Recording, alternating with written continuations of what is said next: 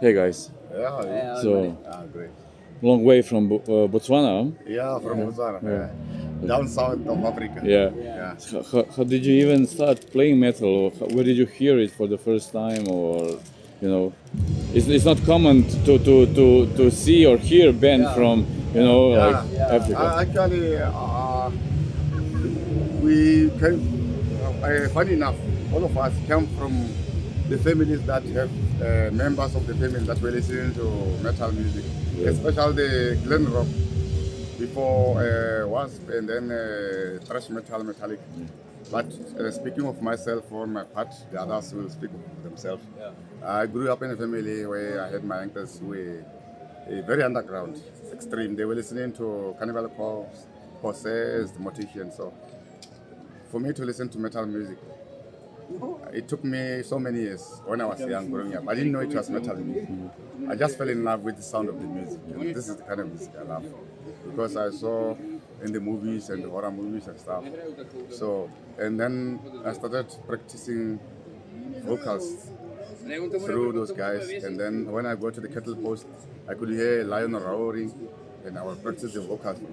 I was full of fun as a kid. Like I said, then I was watching dogs barking. I was full of fun, like I said. So then my father was listening to soft rock Dire Straits because he was a biker.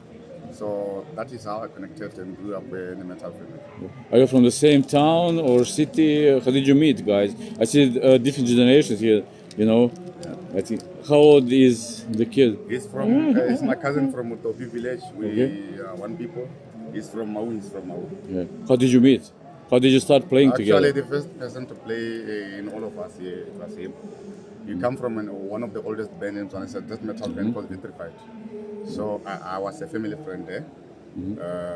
And then he was also the second oldest in the play music because he used to play for a variety of music, jazz, stuff, classic, making money from that.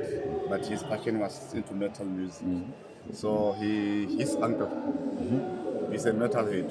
We taught him some basics. Actually, he's the one that we have always been keeping in touch.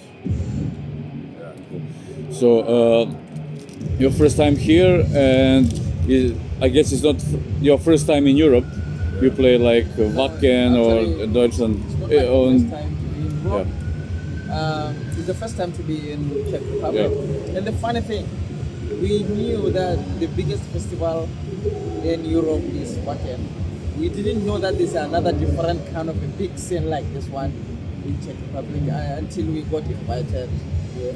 But before that, we played a lot in Europe. We traveled so many places in Germany. Like we played in Cologne, played in Hamburg, Bremen, Frankfurt, and even some of the Netherlands, and even Switzerland. So it was a great experience. But that was before Corona. But after Corona, I think this is the first one, right? After Corona. Cool.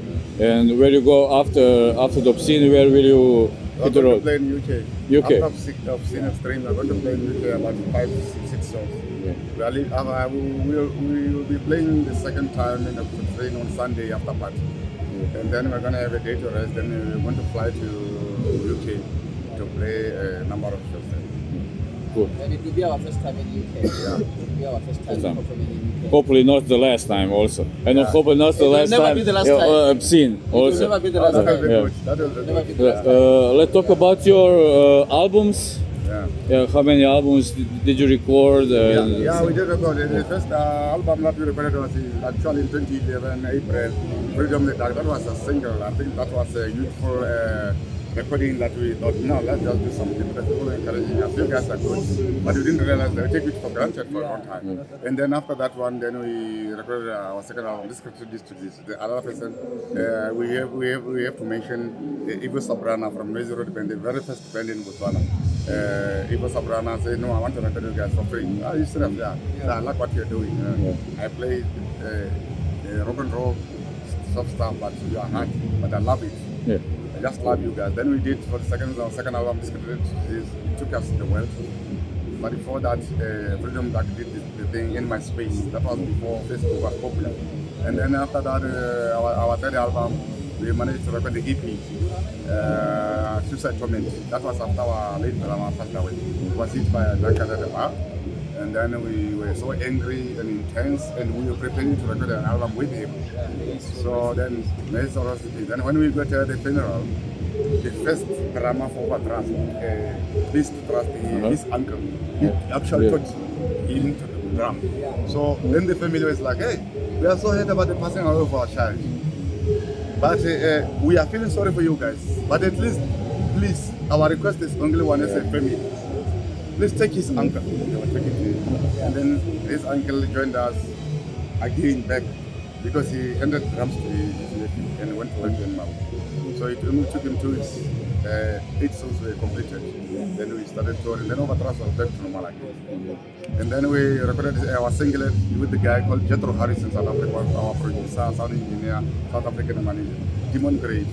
Then after that, we connected him to our record label, Indian River Music, from America, USA, Florida. We have did that twice. And then that is when OVERTHRUST started to push. Yeah.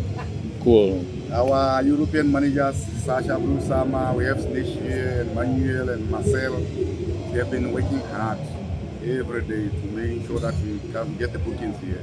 And that's the reason why we are here. So that is how our albums are. Our latest album, Infected by Myth, this t-shirt. Yeah. We recorded it in July, released in July last year. So it's doing extremely well. Yeah. So how do you have a manager? How do you use social networks like I don't know, Facebook, Instagram, Spotify and shit? Yeah, we are all over. How do you book your gigs yourself, or do you have a manager? No, actually we are being managed and we are under a record label, Indian River Music Company. For issues dealing with OVERTHRUST from America, our record label, Indian River Music Company, Mr. Jason Bunny is the one dealing with that. And then in Europe, we have also our management, Sasha, Manuel, Snish, that are dealing with the European things. We don't talk to people. Yeah. When they send us a message, email, we send it to them, then they talk together. That's how we operate. Is okay? Is it okay with you? Yeah. Yeah. It's okay. Yes, okay. Even in our country, we've got technical team that is That to working deal with with that. everything. Yeah. They just tell us, you want to talk? Oh, thank you so much. Yeah. Here's the number for our manager. And we deal with Yeah. them. Okay. And also because we've got an event that we are hosting, which is a charity festival. You know, we are trying to help the unprivileged people. It's like a poverty eradication program using our talent of metal music, even to make sure that they could realize taking our metal to the scene in our country. Since it's something rare to find, and behind those perceptions, it's helping. We've got those people we are working with them in our side. What are your biggest influences on each one of you? You know, bands or musicians? Influence, for me is Deceit, it's Vader, it's Moby Danger, it's Cannibal Corpse, and Bishari, and Structure Dynamite Solar So, you know, the influence is different. There can be a personal difference, but it can also be a band influence. For OVERTHRUST, we strictly play old school death metal. Morbid Angel, like he said, but for me personally, I'm influenced by Metallica and Zakk Wylde because I grew up in love with the guitar generally. And even when I met him, we didn't even know that we are cousins. He's also my cousin. We met because of the metal scene. Yeah, we wanted to make a band, and that's how we met. So everyone here got the different influence, but at the end of the day, it's metal. And who's in charge of the music and lyrics? Who writes everything? He writes. He writes everything. Yeah, he writes everything. You just give him the title, he writes. Okay. If they have a song, they give me a title, then I write Everything, lyrics, music and lyrics. For us, I just do the riffs. I structure them because I'm a riff wizard. He's a rich. So that's how we do it. So even if I've got a riff, or even if the drummer has got a riff, He'll just tell me that's how the defeat is. And then we'll ask him, what is the title? And the title is like this. Then we tell him this one, the title, and then he writes. If I doubt that this title is so weak, let's bring We a discuss. brutal one. We discuss, How much time do you need for this like new song, or when they give you the title? A day. A day is enough. A day is enough. Yeah, And I for- think it's natural and spiritual. Yeah. Sometimes we don't know. Yes, we we can have even to discuss on the way that, hey, I think you can make this song like this. And then we because do. you see, before we had our brother here, our younger one, who for him to come here, he was following OVERTHRUST, and then he was communicating with me. And then when we needed a replacement for the rhythm guitarist, we thought of him because he was showing us his riffs, playing our songs. Yeah. And so this is a good, but he's young, he's a student. Yeah. So the three of us here, we started the band. We have never broken up, but Never. we have our own differences. We fight, Of course. we conflict, Of course. but we have never Yeah. broken up. Of course. It's like now we are family. We are now. family. Of course. Yeah. It's like a marriage. You always Yeah. have conflict, Yeah, but exactly. you never break up. That commitment, Yeah. we don't Yeah.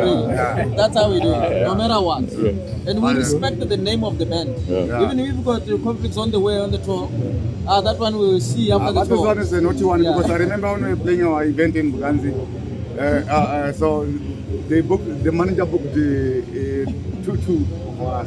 So he had a girlfriend.